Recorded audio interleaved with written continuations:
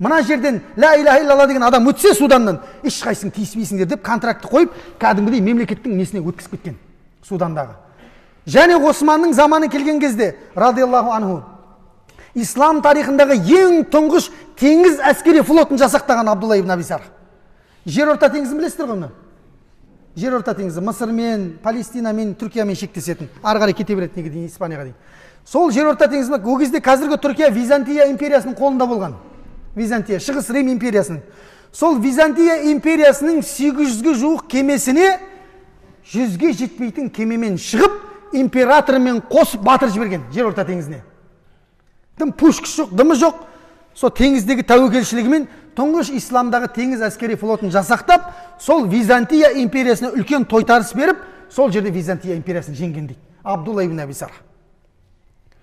Қараңыздар, Пайғамбар саллаллаху алейхи ва саллямның кешіруінің артында осындай ұлы нәрсе жатыр екен ғой. Көрдіңіз ба? Бағана Таифты да кешірді ғой, дұрыс па? Таифтың шыққан кісілерді білесіздер, біздің қазақтың даласына дейін исламды жеткізген кісілер болған, Таифтан шыққан адамдар.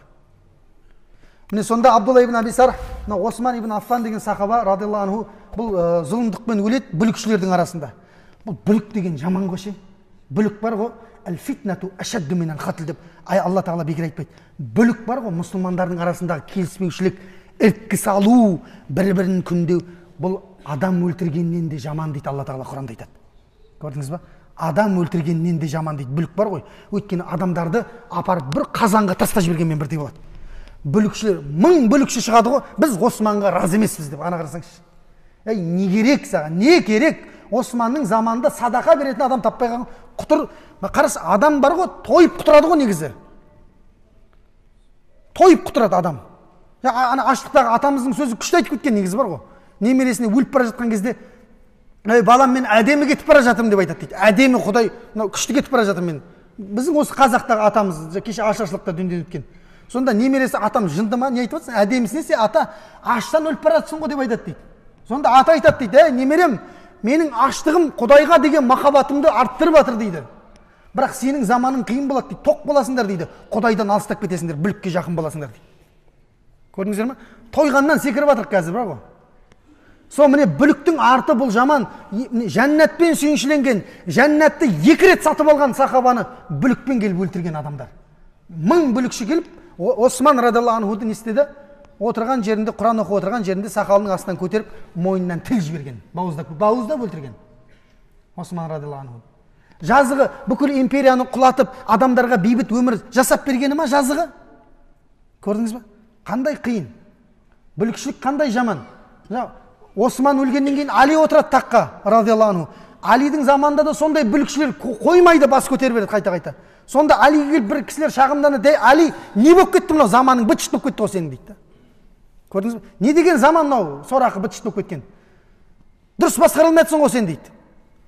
Ана Омардың, Абу Бәкірдің заманы қандай еді? Адамдар күшті еді ғой дейді. Сонда Али радиаллаху анху айтады: "Ей, Омар менен Абу Бәкір мен сияқты адамдарға басшы болған" дейді. "Мен бүгін өкінішке орай сен сияқты адамдарға басшы болдым" дейді. Сөз ұқпайтын.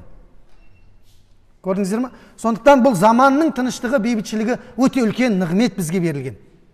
Міне қараңыз, Османды солай өлтіріп жатқан кезде, бүлікшілер жиналып жатыр деген кезде, Абдулла ибн Аби Сархқа хабар жетеді. Бүлікшілер жиналып жатыр. Османды өлтіруге деген кезде, бұл Мысырдан шығып, Палестина арқылы келе жатқан кезде, қазіргі Шам өлкесі Палестинаға жеткен кезде, Осман бауыздап өліпті деген хабар келеді. Ал керек болатын болса. Осман радиаллаху өліпті дейді. Сонда олай болатын болса, одан кейінгі өмірден не ғайып болды дейді, бүлікшілердің арасындағы дейді. Палестинада отырып дұға қылады: "Ей Алла, мені намаздың ішінен шығармашы" деп айтады. Намаздың сөйтіп таң намазына имамдыққа шығады. Бірінші ракағатта Адият сүресін оқыды дейді, екінші ракағатта не сүре оқығанын білмейміз дейді.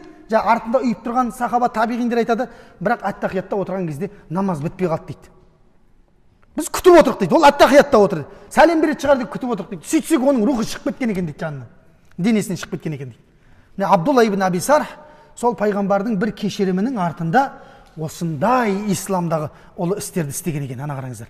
Міне жүректің тазалығы, адамдарды кешіру, бір-біріміздің арамыздағы мейірім мен махаббатты ояту, бұның артында үлкен істер мен шаруалар бар.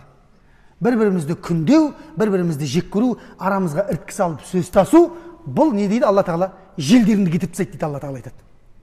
Духыңды өшіріп тастайды, 1000 жерден духа бис болсаң. Духыңды өшіріп тастайды Алла тағала.